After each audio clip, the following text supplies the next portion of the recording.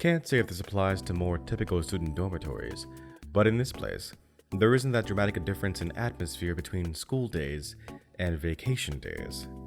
The residents wear casual clothes instead of school uniforms. That's about it. Days off aren't really that much of an upper, and weekdays aren't that strong a downer. The energy level around here appears to stay pretty much constant. Amane is always doing her best dog-in-heat impression. Makina's constantly babbling away in dubious Japanese.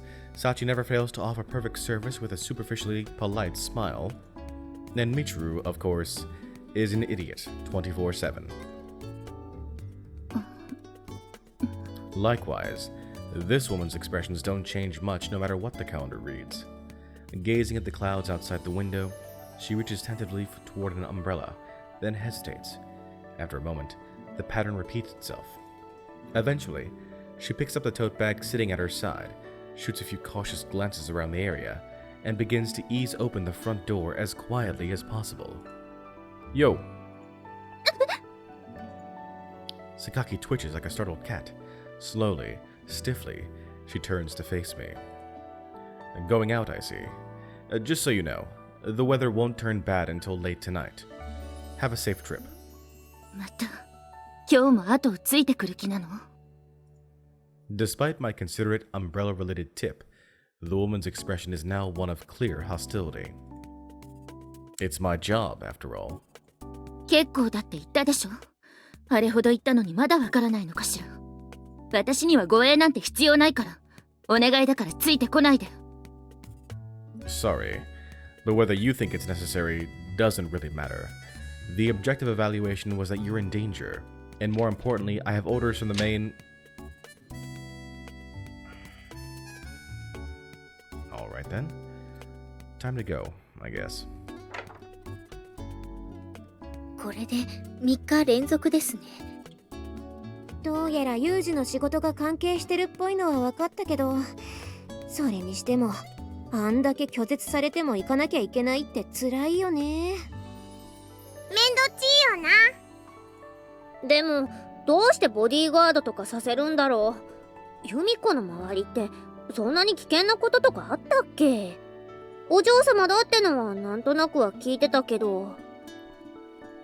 さあね、事情が変わったのかもしれないし、その辺は多分ユージも榊さんも教えてくれないだろうし、動向を見守る以外はないって感じでしょうか。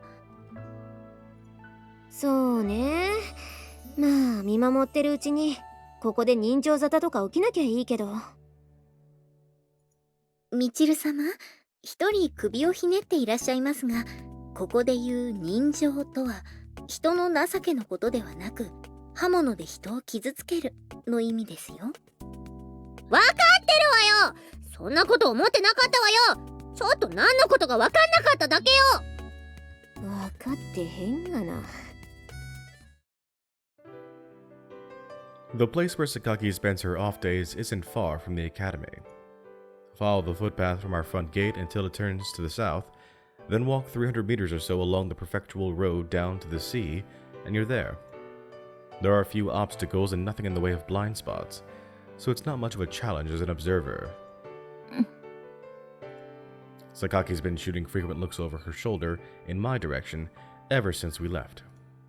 I'd guess 60% of the reason is her hoping to find some opportunity to slip away and escape my surveillance. The other 40 is pure anger. As for concern on behalf of her bodyguard, clearly not even a single percent. In fact, the day after I admitted the truth, Sakaki tried to run away from me the moment she saw my face. The girl's only an amateur, so naturally it didn't take long for me to catch up. But since then, she's been constantly watching for another chance. Can't be too careless. Easy enough to catch up to her after she bolts, but there's always a possibility someone will attack her in the meantime. Far safer to constantly keep an eye on her. よそ見すらしないのね。I'm on the job, after all. They'll cut my wages if I slack off. Sakaki heaves another heavy sigh, then heads for her destination with a slightly quickened gait. Easily matching her pace, I follow in silence. After less than 10 minutes of walking, we arrive at the riverbank. The river is called the Shinozaki, a smaller Class B river that flows south to the coast at Mishima Cape. Since we're close to where it meets the sea, it's fairly wide here, with a moderately sized bank on either side. Not too far away, one of the East Beach Express lines owned by Sakaki's family cuts across the water. Every 30 minutes or so, a two-car diesel train rumbles across the iron bridge. Exhaling softly, Sakaki lowers the tote bag in her hand to the grassy ground. She settles herself down next to it, retrieves colored pencils from inside, then props her B4 size sketchbook against her knees. And looking straight out at the scenery before her, she begins intently moving her pencils across the paper.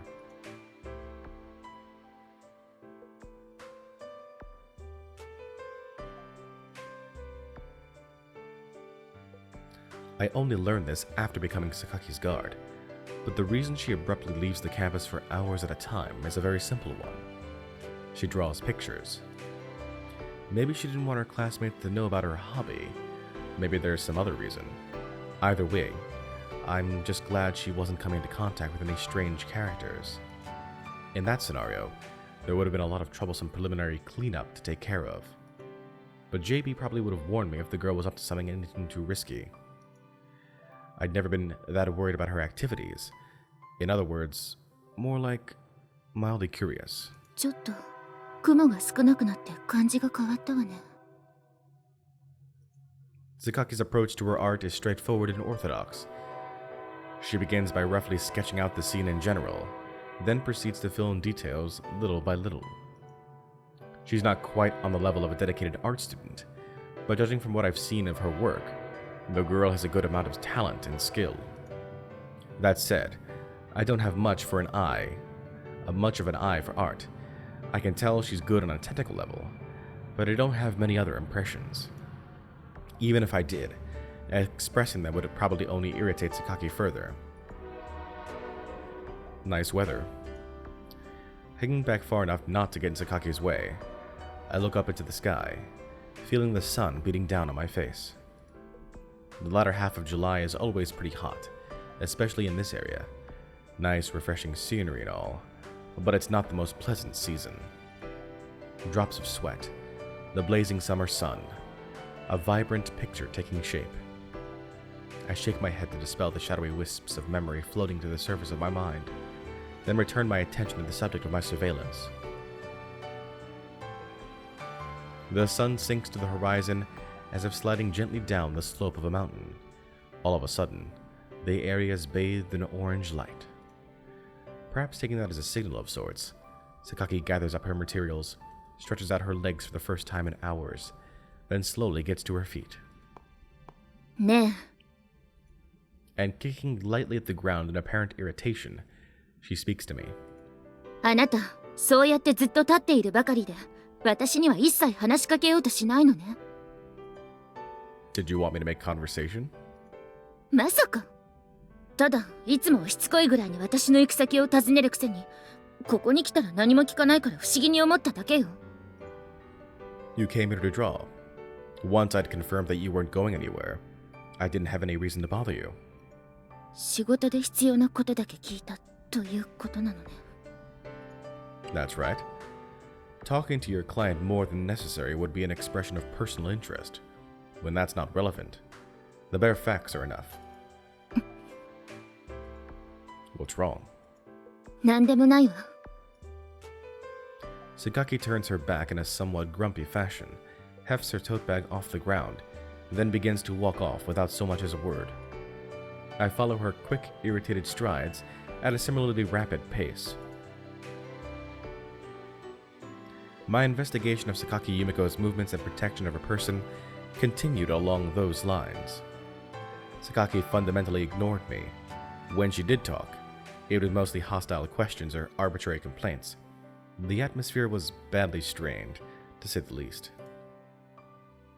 And gradually, the complaints began to grow more frequent and more aggressive, culminating in an incident about 1 week later.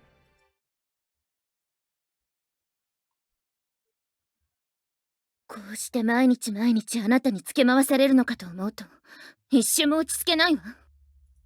Today, Sakaki seemed even more irritable than usual. She was reading in the lobby from early in the morning, and before noon she headed out to sketch at the riverbank. In other words, the two of us have been alone together more or less all day. Seems to have grated on her nerves. Stopping her drawing in the early evening as always, she gathered up her belongings more rapidly than usual, then stomped up to me and began to vent her spleen. Not to worry. I do have basic manners. I make sure to avert my eyes from any potentially shameful actions on your part. そういうことを言うこと自体がマナー違反だって、なぜわからないのかしら。I've been intending to smooth things over, but seems to have poured oil over the fire. This is something I've been vaguely aware of for a while now, but it seems I have a bad habit of enraging women over the strangest little things. All the more pathetic because it's usually the result of well-intentioned words backfiring, rather than actual maliciousness on my part. 第一、あなたの言うその脅威って何なのかしら。こうして散々つきまとってよくわかったでしょ。私はすでに実家からも邪魔者扱いされた存在なの。今さら誰かが営利目的で近寄ってくることなどありえないわ。From the start, Sakaki had insisted that she didn't want protection, but now she tries out a different objection. To be sure, I haven't picked up on any concrete threats approaching Sakaki in the week that I've been watching over her. It'd be too late to start protecting you after something happens. A bodyguard is a preventative measure. Not much good in installing a burglar alarm after someone's cleaned out your safe, right? でも現実に襲ってくる人間なんていないじゃない。言っておくけど、あなたにつきまとわれたこの1週間だけじゃなくて、2年近く一人でいたのに、そんなことはこれまで一切なかったんだから。But today just might be the day that changes. 詭弁を浪したって無駄よ。Alright. In that case, take a look behind you. だから、Sakaki starts another angry retort, but swallows her words as she noticed I've said something strange. There's been something wrong with this picture for a little while now. 背後って何があるのよ。Sakaki, too, seems to have finally caught the scent of something strange in the air. With timid, uncertain movements, she slowly turns her head to look behind her.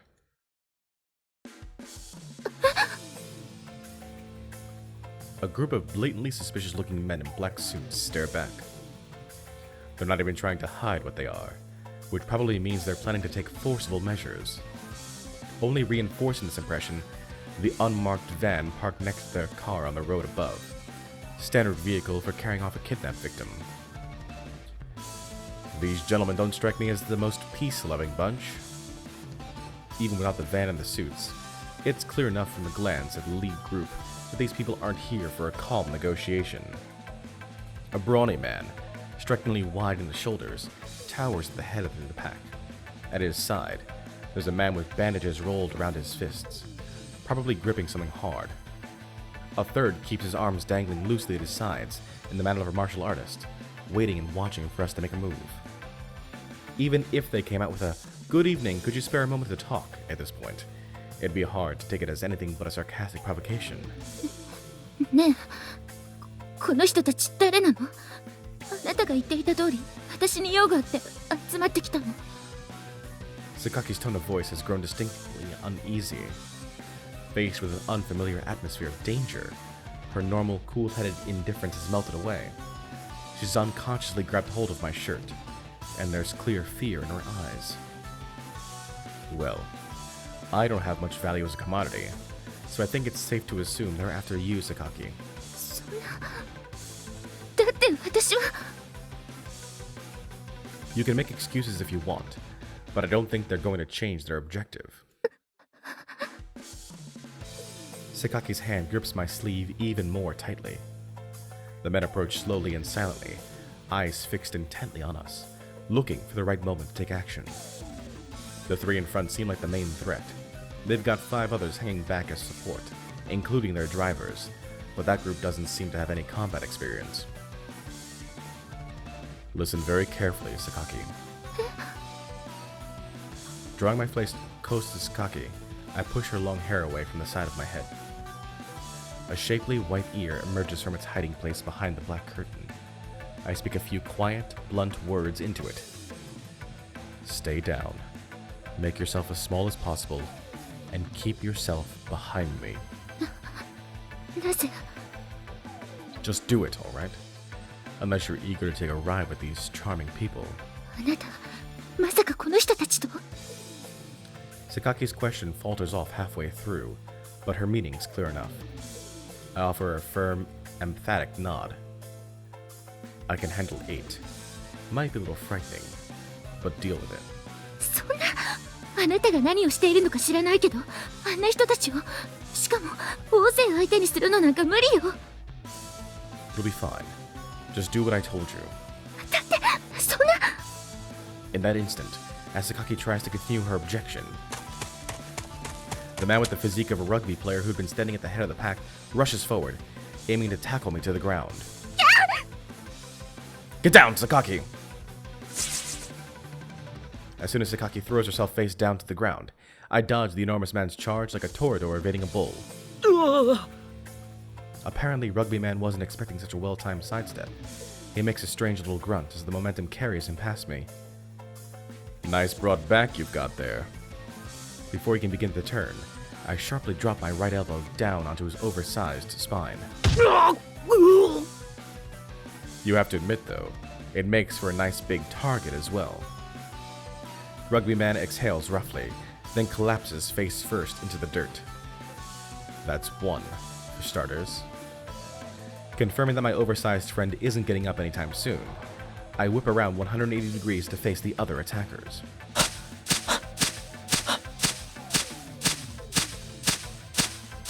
Bandage Hands here has a different style. He's spitting out short pants at regular intervals, bouncing slightly from side to side in time to the rhythm. This one's shorter than me, but his body's abnormally slim and lean. His physique suggests extraordinary agility. From his stance, with his right arm slightly below and behind his left, it's clear that he's an experienced boxer. If he lands a punch, it's probably going to be a bone fracture or internal bleeding. A slugging match with a boxer is never a good idea, let alone when he's grasping something. In other words, I need to dodge until I have a chance to launch a disabling counterattack to a weak point.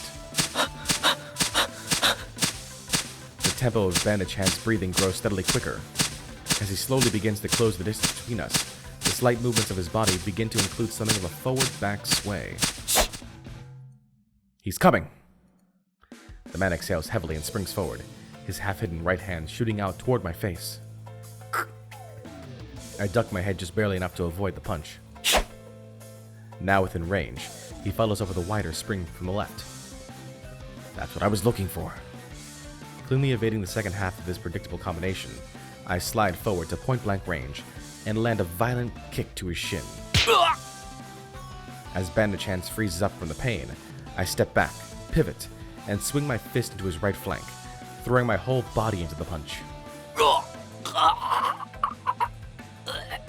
Spittle and a strangled little grunt spray from the boxer's mouth. His eyes roll back in his head, and he collapses heavily to the ground.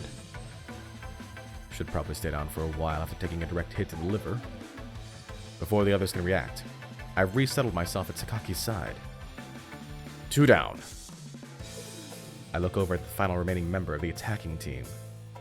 Although there's a hint of shock in his expression for seeing the others go down so quickly, his composed posture suggests a fundamental confidence. He clearly thinks himself on a different level from those two. His peculiar stance, involving constant movement of his limbs, reminds me strongly of the Chinese Kempo my master taught me back in the day. This one's aiming at a counter himself. I can picture him smoothly sidestepping the instant I try to lunge forward. The loose swing of his body might not look particularly intimidating to an amateur's eye, but I'm confident he's more dangerous than the others. Well, let's try a trap. Imitating Rugby Man, I spring forward like a sprinter, charging directly at the martial artist. He instantly slips away from my attack with a triumphant little laugh. From the side, he fires off a sharp kick aimed at my pivot leg. Took the bait. I swivel to grab his extended leg, then twist it roughly in my arms, bringing him down in a leg lock. Specifically, it's a heel hook of the sort frequently seen near nastier mixed martial arts competitions. I twist his foot back with my arms, causing agonizing pain that would normally inspire a quick tap out.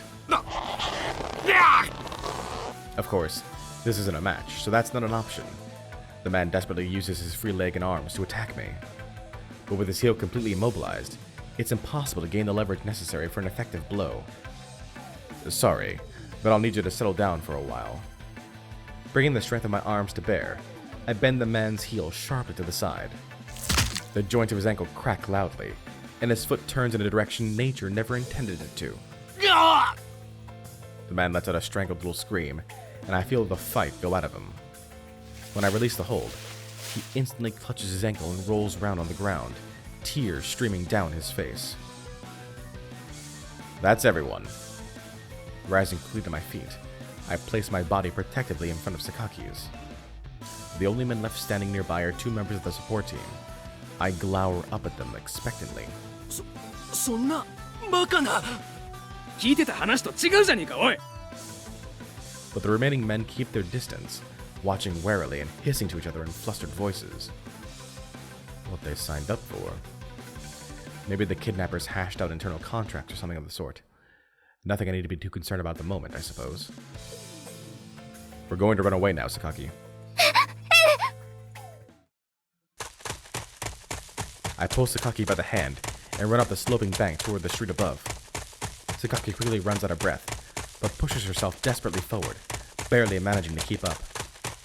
After reaching the road, I shoot one quick glance over my shoulder at the group of men we left behind.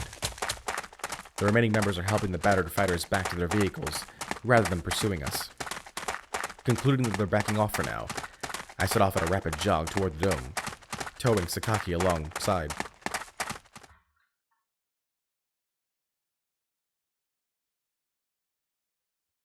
Although the men didn't seem to be chasing us, just to be on the safe side, I took a number of brief detours on the way back to campus. The sun had just been setting as we left, so by the time we finally reached the gate, it's already dark out. Bursting into the dorm in this state would just alarm everyone, and I don't think Sakaki is looking for more of a fuss right now. Instead of running straight into the lobby, I lead her to the courtyard. You alright, Sakaki? Finally releasing her hand, I ease Sakaki down onto a bench to rest.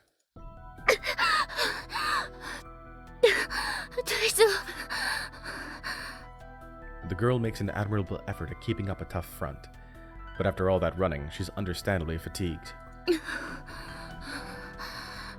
あなた、何かしていたの? Something? That's pretty vague. You referring to my scuffle with those gentlemen? Sakaki silently nods her head. Well, I've been trained on how to deal with people proficient in various skills. It's kind of relevant in my line of work. In my profession, you naturally meet people with a wide range of experience in this regard.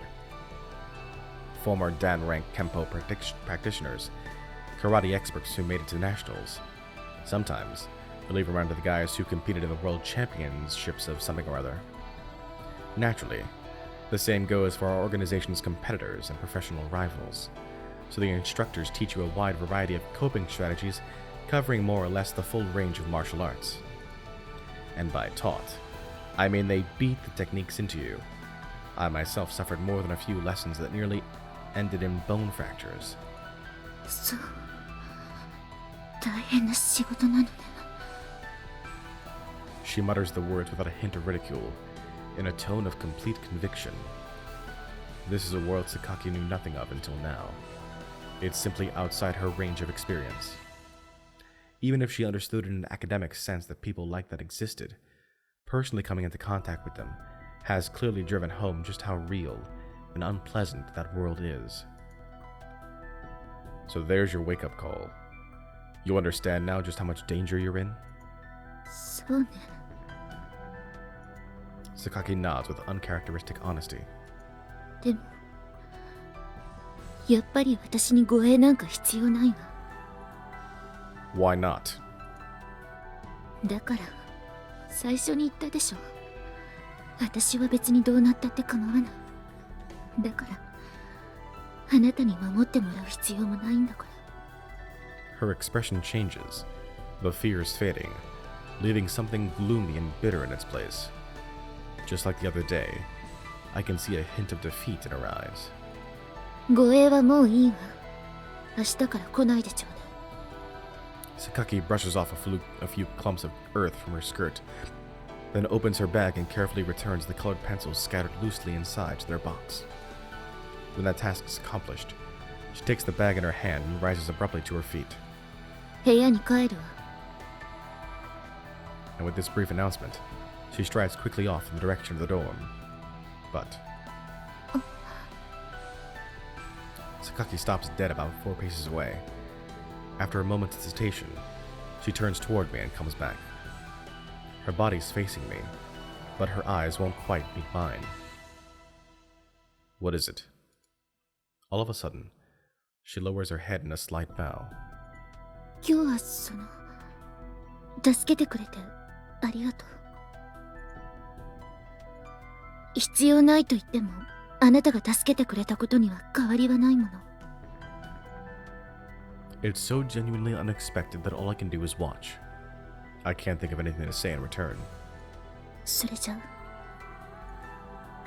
Once again, Sakaki turns on her heel, and this time she doesn't stop. Her feet crunch across the gravel at a steady, controlled pace as she makes her way across the courtyard.